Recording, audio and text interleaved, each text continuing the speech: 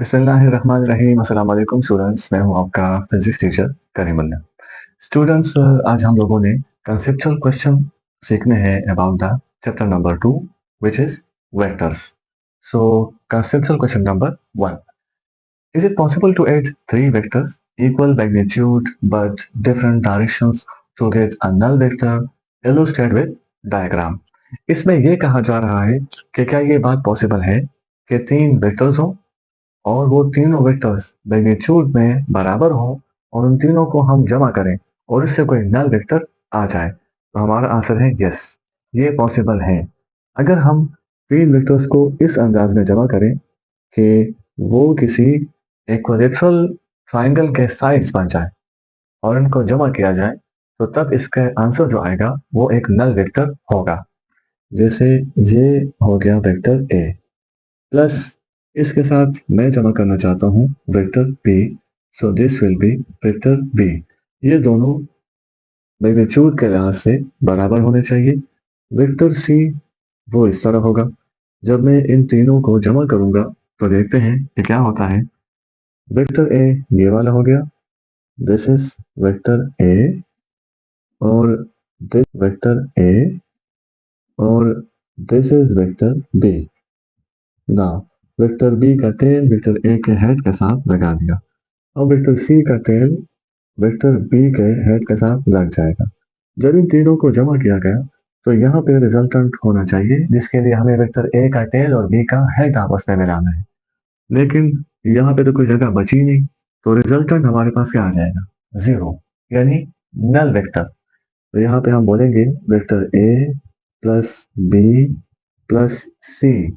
जब इन दोनों को इन तीनों को जमा करेंगे, so the answer is a null vector.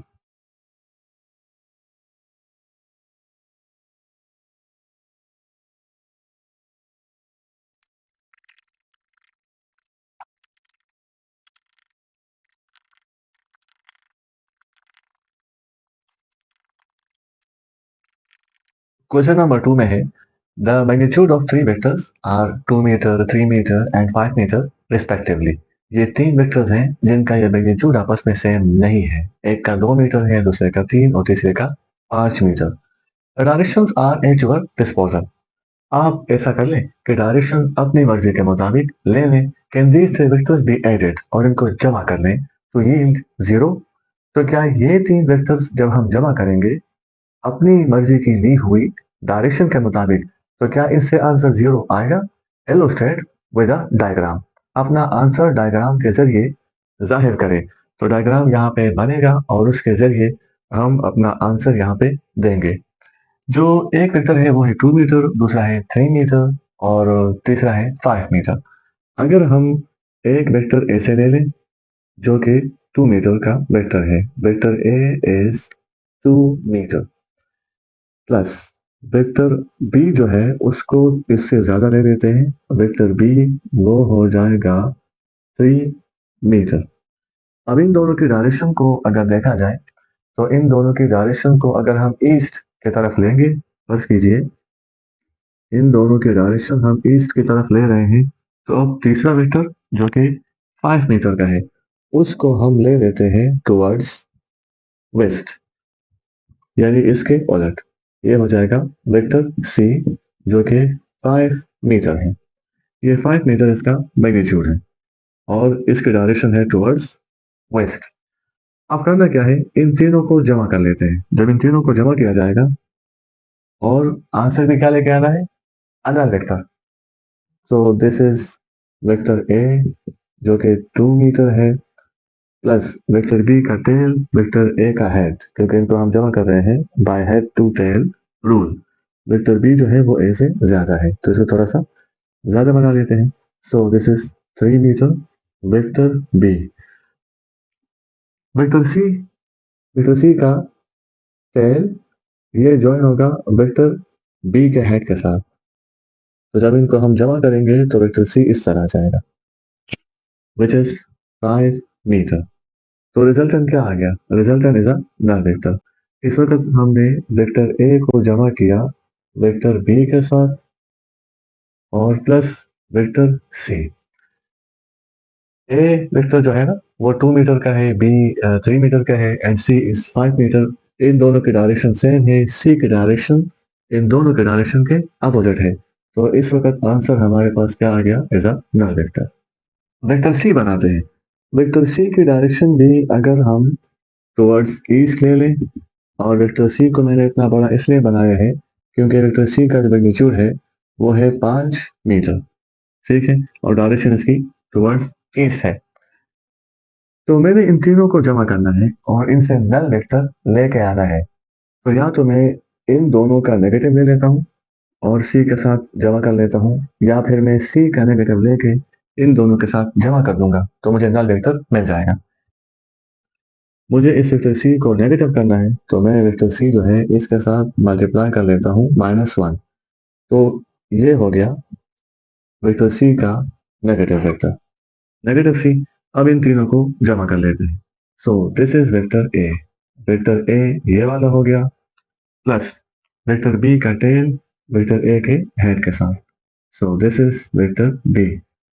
Now vector C को जमा करना है इसके साथ, तो वेक्टर वेक्टर सी का टेल ये वेक्टर बी के हेड के साथ ज्वाइन हो जाएगा। तो वेक्टर सी यहां से लेकर यहां तक आएगा। मैं इसको यहां बना लेता हूं। This will be vector C, जो कि नेगेटिव सी है। जब इन दोनों को तीनों को जमा किया तो हमारे साथ आंसर क्या आ जाएगा, the answer will be a zero vector, a null vector. तो vector A plus vector B plus into minus vector C and answer is a null vector. यानी वेक्टर ए कितना है 2 मीटर, प्लस वेक्टर बी कितना है 3 metre, plus और ये वाला हो गया 5 मीटर। जब इन तीनों को जमा करेंगे तो नल वेक्टर आ जाएगा, और यहाँ पे इसके साथ हमने ये माइनस का साइन लगाया है क्योंकि वेक्टर सी की डायरेक्शन हमने ए बी के खिलाफ ली है।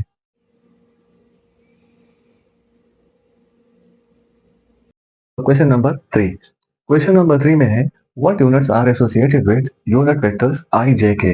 ये जो यूनिट वेक्टर्स हैं आई जे के, इन तीनों के यूनिट्स क्या है। तो हमारा जवाब होगा जो यूनिट वेक्टर्स होते हैं ये डायमेंशनलेस होते हैं, इनके यूनिट्स नहीं होते।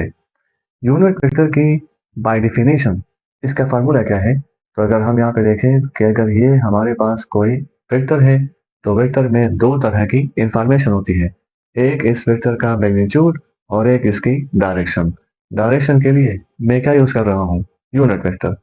तो यूनिट वेक्टर बराबर होगा vector divide by its magnitude is equal to unit vector. तो ऐसी कंडीशन में आप देखें कि वेक्टर अपने ही मैग्नीट्यूड पे डिवाइड हो रहा है, जिसकी वजह से अगर ये वेक्टर फोर्स है तो फोर्स अपने ही मैग्नीट्यूड फोर्स पे डिवाइड हो रहा है, यानी फोर्स फोर्स की मैग्नीट्यूड पे डिवाइड हो रहा है। तो ऊपर भी यूनिट आएगा न्यूटन और नीचे भी न्यूटन, दोनों कैंसिल हो जाएंगे तो आंसर क्या आ जाएगा 1। तो इसलिए हम बोलते हैं कि यूनिट वेक्टर्स आर डायमेंशनलेस, इनका कोई यूनिट नहीं होता। तो आई जे के जो यूनिट वेक्टर है इसमें आई शो करता है the direction of X axis, जबकि जे यूनिट वेक्टर शो करता है the direction of Y axis, और के यूनिट वेक्टर शो करता है the direction of Z axis. ये तीनों भी क्या है, डायमेंशनलेस है। इन तीनों का भी मैग्नीट्यूड है 1, और इन तीनों का भी कोई यूनिट नहीं है, ये डायमेंशनलेस है।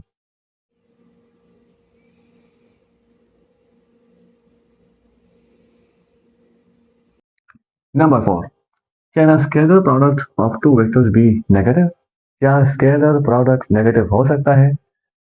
Provide a proof and given an example. अगर स्केलर प्रोडक्ट नेगेटिव हो सकता है तो इसका प्रूफ भी देना है और इसका कोई एग्जाम्पल भी देना है। आंसर हमारा है yes, the scalar product of two vectors can be negative. ये नेगेटिव हो सकता है। स्केलर प्रोडक्ट क्या होता है, ए डॉट बी, ये इसका फार्मूला है। ए का मैग्नीट्यूड बी का मैग्नीट्यूड डॉट को हटाएंगे तो क्या लगेगा cos theta. If theta is equal to 120 degree, तो इसको यहां लगा दे तो यह हो जाएगा A dot B is equal to A B cos 120 degree. cos 120 degree किसके बराबर होता है, cos 120 डिग्री बराबर होता है -1/2। तो यहाँ पे माइनस आ गया ना, तो जब यहाँ पे माइनस आ गया तो हम क्या बोलेंगे, the dot product of two vectors can be negative. तो ये हो जाएगा A dot B is equal to -1/2 into A B. इसी तरह एक और example, if theta is equal to 180 degree, so A dot B is equal to A B cos theta की जगह क्या लिखूंगा, 180 डिग्री। तो ये हो जाएगा A dot B is equal to A B. अब cos 180 डिग्री -1 के बराबर है, तो ऐसी कंडीशन में भी ए डॉट बी जो है वो नेगेटिव हो गया है। इसकी एग्जांपल ये है कि किसी ऑब्जेक्ट को अगर हम ऊपर लेके जाते हैं, जैसे इसको ऊपर लेके जाया जा रहा है, इस पर हम कोई फोर्स लगा रहे हैं, अप्लाइड फोर्स।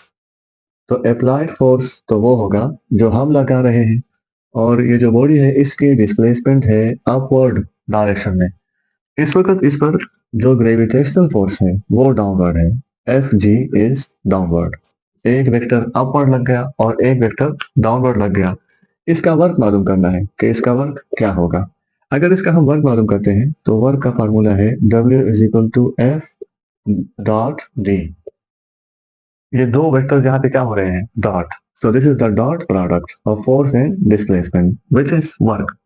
तो वर्क हो जाएगा एफ डी cos, जरा एंगल ले लीजिए, इन दोनों वेक्टर्स के दरमियान एंगल बनता है 180 डिग्री, क्योंकि एक अपवर्ड डायरेक्शन में है और दूसरा डाउनवर्ड डायरेक्शन में है। तो इन दोनों के दरमियान जो एंगल बनेगा दिस विल बी 180 डिग्री। तो ये वर्क हो जाएगा cos 180 डिग्री, ये लगा देते हैं, cos 180 -1 के बराबर है, तो ये वर्क क्या हो गया, नेगेटिव वर्क।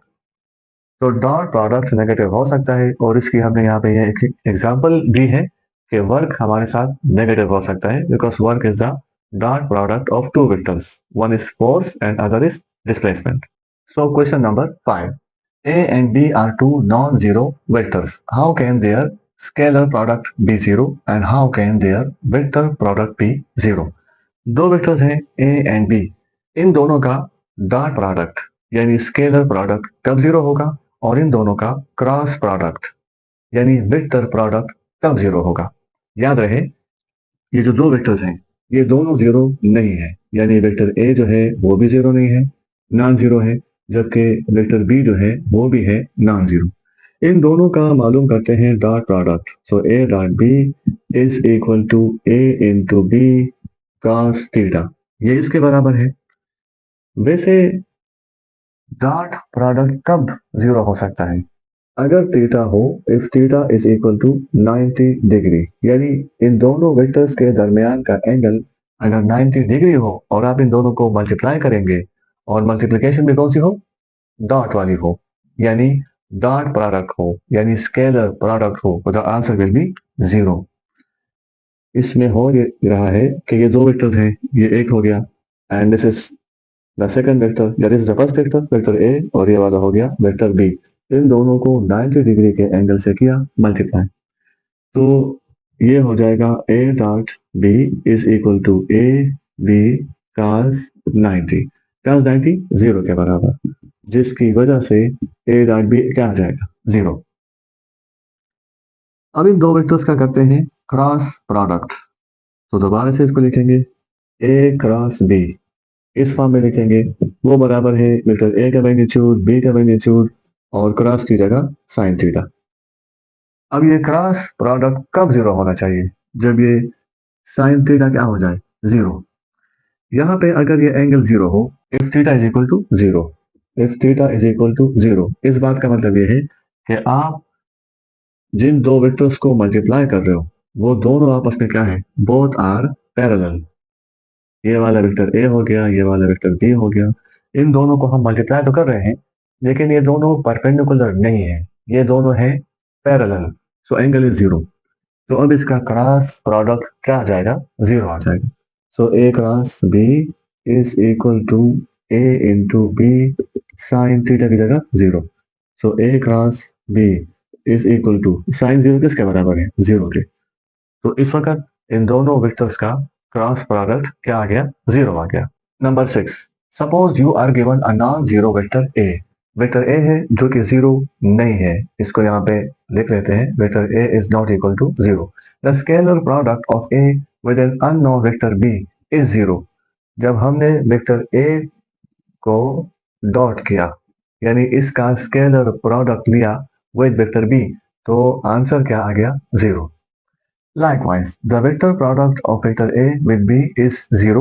इसी तरह जब हमने वेक्टर A को B के साथ किया क्रॉस, यानी दोनों का लिया वेक्टर प्रोडक्ट, तो तब भी आंसर क्या आ गया? 0। What can you conclude about B? B के बारे में आपका क्या ख्याल है कि ये B क्या हो सकता है? क्या B 0 है? क्या B नॉन जीरो है? अगर हम इन दो वेक्टर का डॉट प्रोडक्ट लेंगे, तो ये उस वक्त भी 0 आएगा जब ये दोनों वेक्टर्स आपस में क्या हो? परपेंडिकुलर। अगर ये दोनों वेक्टर्स आपस में परपेंडिकुलर हैं, तो फिर ऑब्वियस बात है कि इन दोनों का डॉट प्रोडक्ट क्या आ जाएगा? This will be 0। This is vector A और ये एंगल 90 हो गया। तो A dot B is equal to A B cos 90। cos 90 0 के बराबर है, तो ए डॉट बी 0 हो गया। लेकिन जब इन्हीं दोनों वेक्टर्स का हम लेंगे क्रॉस प्रोडक्ट, तो क्रॉस प्रोडक्ट जब हम इन दोनों का लेंगे ए क्रॉस बी, जो कि ए बी साइन 90 के बराबर हो जाएगा। तो साइन 90 तो 1 के बराबर है, तो ए क्रॉस बी जो है वो 0 ना आया, बल्कि उससे आंसर आ गया। जबकि क्वेश्चन में कहा जा रहा है कि ए डॉट बी ये भी 0 है और ए क्रॉस बी भी 0 है। हालांकि यहाँ पे ए क्रॉस बी 0 नहीं आ रहा और दोनों वेक्टर्स हैं परपेंडिकुलर। ए वेक्टर तो 0 हो नहीं सकता, वो तो पहले से ही मेंशन है। तो इससे मालूम होता है कि वेक्टर बी क्या है? Vector B is equal to 0। जब वेक्टर बी 0 के बराबर है, तो फिर ए डॉट बी भी 0 होगा और ए क्रॉस बी जो है वो भी 0 होगा। So conceptual question number 7. Why a particle experiencing only one force cannot be in equilibrium? एक पार्टिकल है और उस पे अगर एक फोर्स लगता है, तो फिर वो इक्विलिब्रियम में क्यों नहीं होता? यानी फिर वो होगा नॉन इक्विलिब्रियम स्टेट में। तो ऐसा क्यों होता है? इक्विलिब्रियम की दो कंडीशंस है। एक को हम बोलते हैं फर्स्ट कंडीशन ऑफ इक्विलिब्रियम, दूसरे को हम बोलते हैं सेकंड कंडीशन ऑफ इक्विलिब्रियम। तो फर्स्ट कंडीशन ऑफ इक्विलिब्रियम के मुताबिक summation of all the forces on the body equal to 0। जबकि सेकंड कंडीशन के मुताबिक summation of all the torque on a body is equal to 0। First condition के मुताबिक किसी body का एक्सेलरेशन 0 होना चाहिए, यानी या तो वो द स्टेट ऑफ रेस्ट में होगी, हत्ता कि उस पे हालांकि उस पे कई फोर्सेस लग रही हैं, फिर भी वो रेस्ट में होंगी और तमाम फोर्सेस का वेक्टर सम क्या होगा? 0। और अगर वो मोशन में है तो उसके वेलोसिटी पर कांस्टेंट हो और तमाम फोर्सेस का वेक्टर सम क्या होना चाहिए? 0 और एक्सेलरेशन भी 0 होना चाहिए। इसी तरह total torque on a body is equal to 0, यानी अगर किसी बॉडी पे क्लॉकवाइज टॉर्क लग रहा है, तो उसी वक्त उस पे एंटी क्लॉकवाइज टॉर्क भी लगना चाहिए और दोनों टॉर्क्स आपस में बराबर होने चाहिए। तो इस वक्त ये बॉडी रेस्ट में होगी, रोटेशनल मोशन में ना होगी। तो हम बोलेंगे कि इस पे टोटल टॉर्क क्या है? 0। इसी तरह अगर एक टॉर्क मौजूद है और इसमें जो एक्सेलरेशन है, एंगुलर एक्सेलरेशन, वो 0 है, तो हम बोलेंगे कि इसका टॉर्क भी 0 होगा और ये बॉडी होगी इन इक्विलिब्रियम। लेकिन अगर किसी बॉडी पे एक फोर्स लग रहा है और वो फोर्स इस बॉडी पे लगने वाली बाकी फोर्सेस पे गालिब आ रहा है, ठीक है, तो ये फोर्स इसको ले आएगा मोशन में और ये फोर्स इसमें पैदा करेगा एक्सेलरेशन, जिसकी वजह से अब ये बॉडी इक्विलिब्रियम में नहीं है। तो इसलिए अगर किसी बॉडी पे एक से ज्यादा फोर्सेस लग रही हैं और वो तमाम फोर्सेस एक दूसरे को बैलेंस कर रही है, तो हम बोलेंगे कि ये बॉडी किस हालत में होगी? इक्विलिब्रियम में। लेकिन अगर उस पर एक फोर्स लग रहा है और वो फोर्स उसमें पैदा कर रहा है एक्सेलरेशन, तो फिर वो बॉडी इक्विलिब्रियम में ना होगी।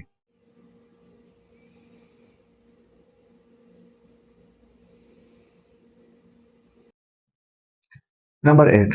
To open a door that has the handle on the right and hinges on the left. कोई दरवाजा है और उस दरवाजे के राइट साइड पे लगा हुआ है हैंडल और लेफ्ट साइड पे लगे हुए हैं hinges। यानी यहाँ पे कोई हैंडल लगा हुआ है, यहाँ पे हैंडल लगा लेते हैं इस दरवाजे का। ये हो गया इसका हैंडल, इससे हम इसको खोलेंगे और हिंजेस को लगा देते हैं यहाँ पे, यानी these are the hinges of door hinges। तो क्या कहा जा रहा है? And the hinges on the left a torque must be applied। तो इसको जब हम खोलेंगे तो टार्क पैदा हो जाएगा। इट हैज टार्क क्लॉकवाइज और काउंटर क्लॉकवाइज। इसको ओपन करेंगे या क्लोज करेंगे तो इसमें क्लॉकवाइज टार्क पैदा होगा या फिर एंटी क्लॉकवाइज टार्क पैदा होगा या काउंटर टार्क पैदा होगा। काउंटर टार्क का मतलब है एंटी क्लॉकवाइज टार्क, यानी क्लॉकवाइज टार्क के उलट टार्क का पैदा होना।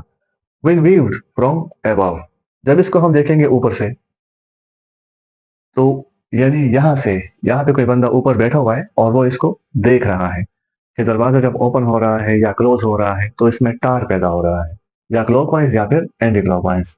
Does your answer depend on whether the door opens towards और अवे फ्रॉम यू? अच्छा, इस क्वेश्चन को दोबारा से समझते हैं अच्छे तरीके से कि इसमें हो क्या रहा है। इसमें हो ये रहा है कि ये तो हो गया हैंडल, लिख लेते हैं, ये हैंडल हो गया दरवाजे का, ये हो गया दरवाजा, door, and this is the axis of rotation. ये एक लाइन हो गई, एक फर्जी लाइन, जिसको हम बोलेंगे एक्सिस ऑफ रोटेशन। तो अब देखते हैं, अब एक बंदा यहाँ बैठा हुआ है बिल्कुल ऊपर, और ऊपर से दरवाजे को देख रहा है। ठीक है, जब दरवाजे को मैं इस तरह ओपन करता हूँ, ऐसे मैं इसको ओपन कर रहा हूँ, तो बाय राइट हैंड रूल अगर इस यहाँ पे मैं लगाऊंगा तो टार्क की डायरेक्शन होगी डाउनवर्ड, और ये जो दरवाजा है ये ओपन हो जाएगा और इस वक्त ये क्लॉकवाइज घूमेगा, यानी इस तरह ये हो जाएगी दरवाजे की rotation, and the direction of torque is downward. ठीक है, और एक बंदा नीचे खड़ा है, यानी मैं नीचे खड़ा हूँ और मैं देख रहा हूँ कि जब मैं दरवाजे को अपनी तरफ खोलता हूँ तो टार्क की डायरेक्शन डाउनवर्ड होती है और दरवाजा घूमता है इस वक्त क्लॉकवाइज। जब मैं इस दरवाजे को बंद करता हूँ, जब मैं इसको बंद करता हूँ तो उस वक्त बाय राइट हैंड रूल, ये करल फिंगर्स को आप देखें, करल फिंगर्स शो कर रहा है the sense of rotation, the angle. ठीक है, कि ये एंगल इस वक्त है एंटी क्लॉकवाइज। जब एंगल एंटी क्लॉकवाइज है तो डार्क की डायरेक्शन क्या हो गई? अपवर्ड। इस वक्त ये मूव कर रहा है एंटी क्लॉकवाइज और डार्क की डायरेक्शन अपवर्ड है।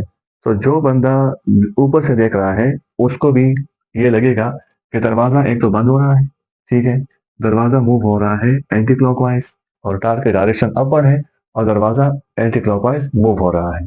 तो वाकई ये इस चीज पे डिपेंड करता है। जैसे क्वेश्चन में है कि does your answer depend on whether the door opens toward और अवे फ्रॉम यू? तो जब दरवाजा मेरी तरफ खुलता है तो इस वक्त ये घूमता है क्लॉकवाइज, जब दरवाजा मुझसे अवे घूमता है तो इस वक्त ये घूमता है एंटी क्लॉकवाइज, और इसी हिसाब से इसके तार की डायरेक्शन भी होती है।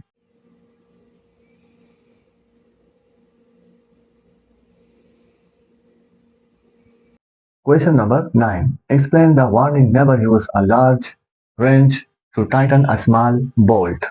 अगर एक स्मॉल बोल्ट है और इसको हमने टाइट करना है तो एक लार्ज रेंज का इस्तेमाल नहीं करना चाहिए। ऐसा क्यों? अगर एक स्मॉल बोल्ट है और उसको एक लार्ज रेंज से हम टाइट कर रहे हैं तो इससे मसला ये होगा कि इस लार्ज रेंज का मोमेंट आर्म बहुत ज़्यादा है। जब मोमेंट आर्म ज़्यादा है तो फोर्स बहुत कम लगेगा, और बहुत कम फोर्स की लगने की वजह से भी इसमें टार्क ज़्यादा पैदा हो जाएगा और बहुत जल्दी पैदा हो जाएगा। Torque is equal to R multiply by F sine theta. तो टार्क यहाँ डिपेंड कर रहा है मोमेंट आर्म पे। मोमेंट आर्म ज़्यादा होगा तो टार्क ज़्यादा पैदा होगा, बहुत कम फोर्स लगने पर भी ज़्यादा टार्क पैदा हो जाएगा, जिसका नुकसान ये होगा कि ये जो बोल्ट है ये तेज़ी के साथ घूमना शुरू हो जाएगा। जब इसमें ज़्यादा टार्क पैदा होगा तो ये इतना ज़्यादा घूम घूम जाएगा कि टाइट होने के बाद भी घूम जाएगा। जब ये टाइट होने के बाद भी घूमेगा तो ये स्लिप हो जाएगा। इसके स्लिप होने का खतरा ऐसी कंडीशन में बहुत ज़्यादा है। तो इसीलिए हर एक बोल्ट के हिसाब से रेंज यूज़ करना चाहिए। अगर एक बोल्ट स्मॉल है तो फिर रेंज भी स्मॉल इस्तेमाल करना चाहिए जिसका मोमेंट आर्म कम हो, ताकि वो बोल्ट को टाइट करने के बाद उसको मजीद न घुमा सके, उसमें मजीद तार पैदा ना हो और वो स्लिप भी ना हो।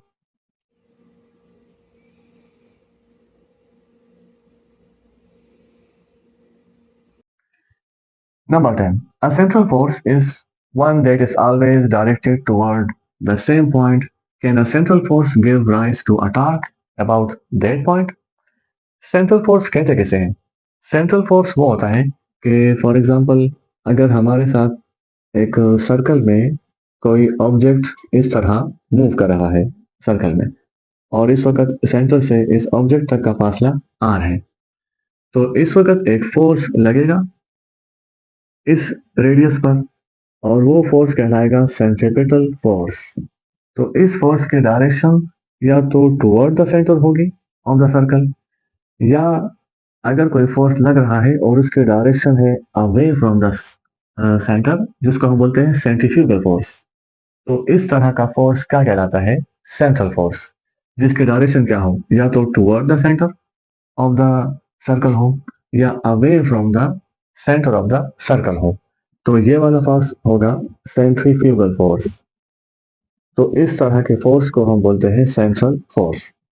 सेंट्रल फोर्स जो है ना, अगर दो बॉडीज हो तो इन दो बॉडीज के दरमियान यह होता है the line joining the centre of the two bodies. यानी फॉर एग्जांपल दो मासेस हैं, जैसे ये एक मास है m1 और ये वाला मास है m2। इस वक्त इन दोनों का ये सेंटर है, इन दोनों का सेंटर अगर मैं ज्वाइन कर लूं बाय अ लाइन, जैसे मैंने इस लाइन के जरिए इन दोनों के सेंटर को ज्वाइन किया, ये डिस्टेंस r हो गया। तो सेंट्रल फोर्स जो है वो इन दोनों के दरमियान इस लाइन में होगा, the line joining the centres of the two bodies. तो इस वक्त जो फोर्स होगा central force, this will B gravitational force. इसी तरह अगर दो चार्जेस हैं, जैसे एक चार्ज ये हो गया Q1 और दूसरा चार्ज ये हो गया Q2, इन दोनों के दरमियान ये एक डिस्टेंस है, तो इस डिस्टेंस पर एक फोर्स मौजूद होगा जो कि मौजूद होगा द इस लाइन में, and the force will be present on the line joining the centres of the charges, और ये वाला फोर्स होगा कोलम्बिक फोर्स, इसको कहा जाता है। तो ये भी एक सेंट्रल फोर्स है। सेंट्रल फोर्स की वजह से टार पैदा होती है या नहीं, हमने ये देखना है। तो फर्स्ट कीजिए, ये अर्थ है और इस अर्थ के गिर्द एक ऑर्बिट में एक सैटेलाइट मौजूद है। ये कोई सैटेलाइट है जो कि अर्थ से दूर मौजूद है। आप यहाँ पे अर्थ और यहाँ पे मून भी ले सकते हैं क्योंकि moon is a natural satellite. तो अब इन दोनों के सेंटर के दरमियान का फासला, उसको आर का नाम दिया। सेंट्रल फोर्स अगर हम देख लें जैसे सेंट्रीपिटल फोर्स है, तो सेंट्रल फोर्स की डायरेक्शन क्या है? Toward the centre of the earth. जबकि तार के लिए शर्त ही होनी चाहिए कि जो फोर्स लग रही है वो इस मूवमेंट आर्म के साथ क्या हो? परपेंडिकुलर। फोर्स को मूवमेंट आर्म के साथ परपेंडिकुलर होना चाहिए। लेकिन इस कंडीशन में देखें, अगर मूवमेंट आर्म की डायरेक्शन ये है, ठीक है, यहां से यहां तक, तो फोर्स की डायरेक्शन भी वही है। दूसरे अल्फाज में, अगर मूवमेंट आर्म की direction away from the circle है तो फोर्स की डायरेक्शन भी अवे फ्रॉम द सर्कल है। जब दोनों की डायरेक्शन सेम है तो यहाँ पे हम बोलेंगे कि R is parallel to F। तो टार के लिए आर एफ साइन क्या हो जाएगा? Theta is equal to 0।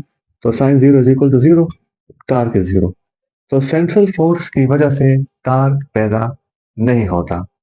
यहां भी कुछ ऐसे ही है, जैसे ये डिस्टेंस आप देख लें, ये डिस्टेंस और ये फोर्स दोनों आपस में क्या है? Both are parallel. यहां पे देख लें कि ये जो डिस्टेंस है R between the two charges, तो ये डिस्टेंस और ये सेंट्रल फोर्स जो कि कोलम्बिक फोर्स है इस वक्त, दोनों क्या है? पैरेलल। एंगल यहाँ भी जीरो, एंगल यहाँ भी जीरो, तो इन दोनों कंडीशंस में भी टार्क पैदा नहीं हो रहा। तो हम बोलेंगे a central force can never be produce torque.